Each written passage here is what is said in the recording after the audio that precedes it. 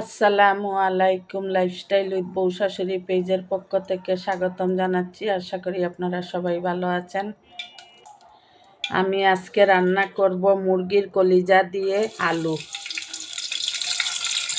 প্রথমে আমি গরম মশলা তেলে দিয়ে দিলাম আর পেঁয়াজ কুচি দিয়ে দিলাম। পেঁয়াজ বাদামি হওয়া পর্যন্ত ভেজে নিব। এখন আমি পেঁয়াজ বাটা, রসুন বাটা ও আদা বাটা পরিমাণ মতো দিয়ে দিব। ধনিয়ার গুঁড়ো, লবণ, জিরার গুঁড়ো, হলুদের গুঁড়ো, মরিচের গুঁড়ো একসাথে দিয়ে দিচ্ছি। মশলা আমার কষানো হয়ে গিয়েছে, এখন আলুগুলো দিয়ে দিব। আলু আমার কষানো হয়ে গিয়েছে, এখন একটু পানি দিব সিদ্ধ হওয়ার জন্য। এখন আমি আলু অর্ধেক সিদ্ধ হয়ে গিয়েছে, এখন আমি মুরগির কলিজাগুলো দিয়ে দিব।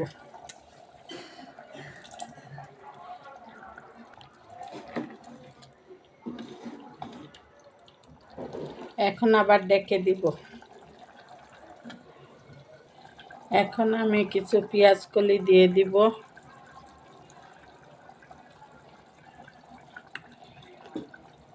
প্রায় হয়ে এসেছে, একটু জিরার গুঁড়া দিয়ে নামিয়ে নিব। জিরার গুঁড়া তো আগে দিয়ে দিয়েছি, এখন গরম মশলার গুঁড়ো দিয়ে নামিয়ে নিচ্ছি।